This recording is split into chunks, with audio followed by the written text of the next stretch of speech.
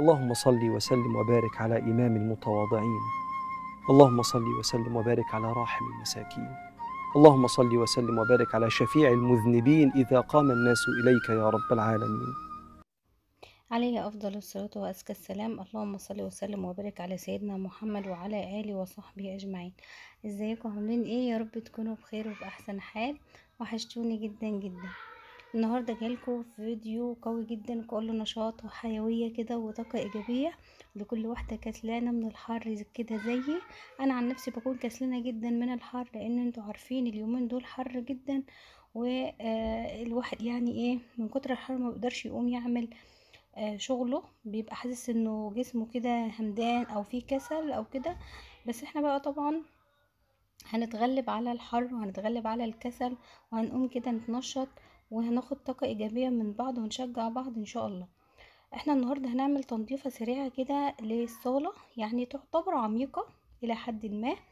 لان انا ما عملتش معاكم تنظيفات العيد، كان نفسي قوي بصراحة اعمل معاكم تنظيفات العيد، لانها بتبقى تنظيفات قوية وبتبقى يعني كده زي ما بيقولوا بنشيل الشقة من مكانها ونرجعها تاني.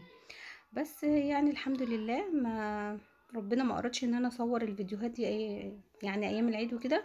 فانا قلت النهارده كده وانا ايه بنظف، اعمل معاكم الروتين ده علشان نشجع بعض. فيلا بقى قومي كده لو انت كسلانه، شوفي انا بعمل ايه واعملي زي كده وتشجعي.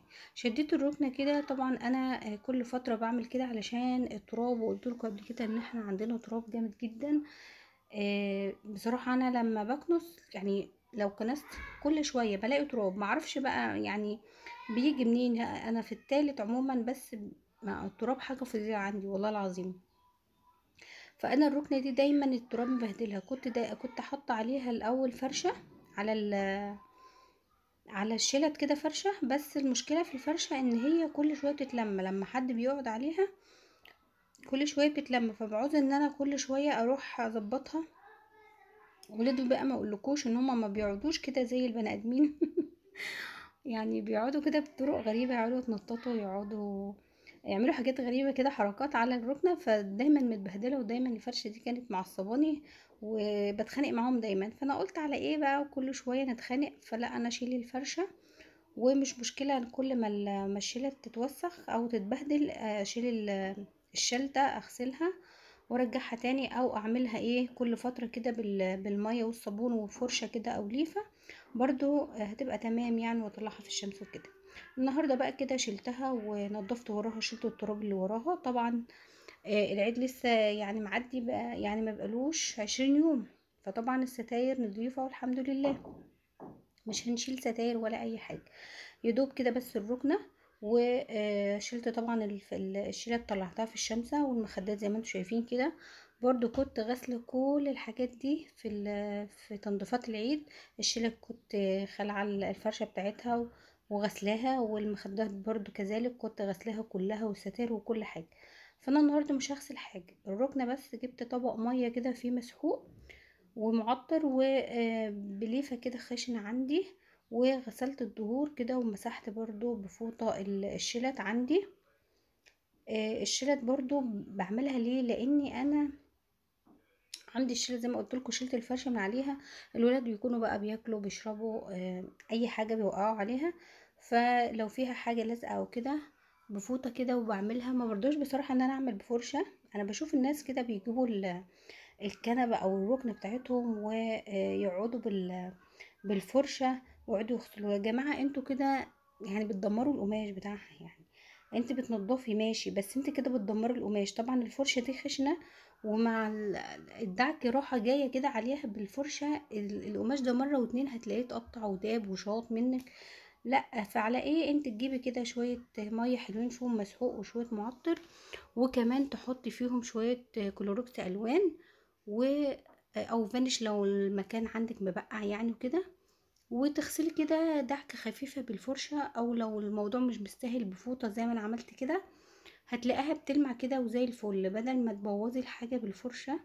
لا، هي فوطة او اسفنجة خفيفة كده. طبعا انا عملت الركنة بقى وسبتها ايه تنشف بقى كده. قلت اروح للجزء التاني من الصاله في الكرسيين دول، برضو كنت منضفاهم في العيد. هم اساسا كانوا متجددين في العيد من غير القماش، فمش هيحتاجوا غسيل ولا اي حاجه، محدش بيقعد عليهم، هم كده يعني حاطينهم منظر بس، يعني كشكل يملوا المكان او يملوا الفراغ اللي في المنطقه دي. فدلوقتي شدهم بس وهكنس تحتهم كده من التراب. انا طبعا بكنس تحتهم كل يوم، وطبعا الشقه بتتنضف في اليوم مرتين علشان التراب زي ما قلت لكم. بس بقى ايه، النهارده بقى قلت تنظيفه عميقه كده، اشيلهم وهمسح تحتهم وانضف كده، عشان ايه، احس ان الشقه رايقه كده، وفي الحر ده احس ان في الطاقه الايجابيه والخمول والكسل اللي احنا، الطاقه قصدي السلبيه والكسل والخمول ده يخرج من الشقه، لان بجد في يعني حاله خمول فظيعه من الجو. وكمان انا ساكنه في اخر دور، ف يعني مني للشمس على طول. فربنا يعيننا يا رب، وربنا يهون كده علينا الحر ده، بجد حاجة صعبة جدا. الحمد لله على كل حال.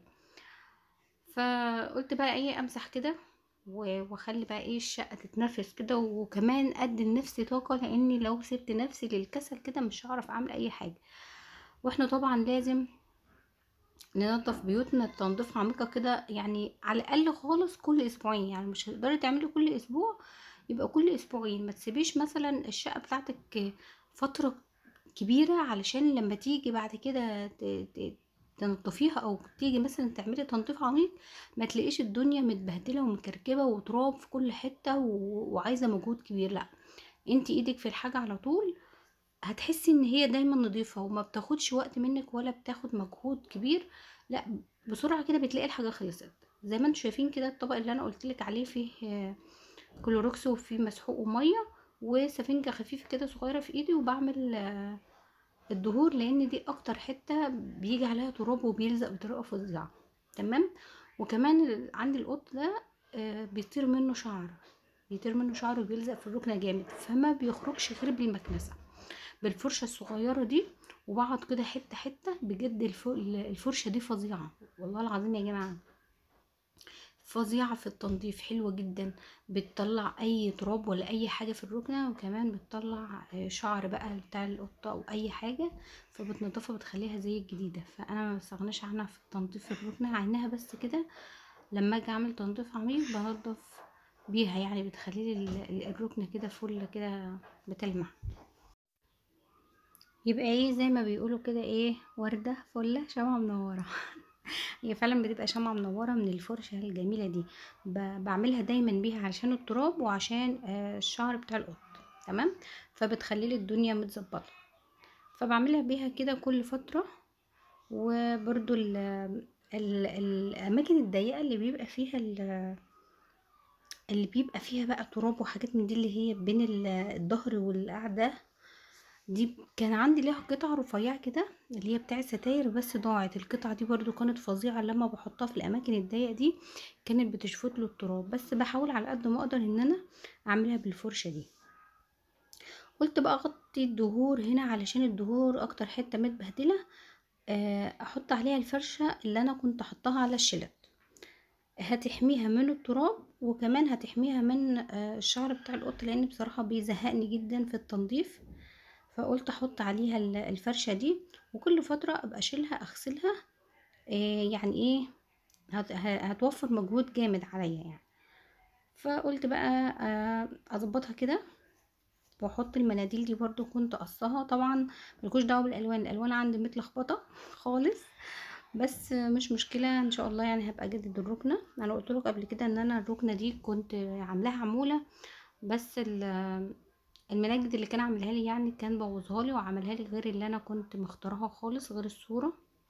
ويعني كان تصميمها غلط في غلط، فانا قلت ايه، كنت عايزه اجددها. وجوزي قال لي إيه يعني ايه، خلينا بقى نقعد عليها فتره كده لحد ما ندوبها او ندوب القماش اللي فيها، لان والله كانت متكلفه جامد، وبعد كده نبقى نظبطها. تمام. فانا بدات كده ان انا افرش بقى وكل حاجه اتشمست. وهنا بقى بعد ما فرشت والحته بقت زي الفل. وطبعا الكفر بتاع السجاده او الحافظة بتاع السجادة اخدتها غسلتها ونشرتها، كل طبعا اسبوع لازم تتغسل عشان التراب. وكده بقى حسينا ان الشقة بتتنفس.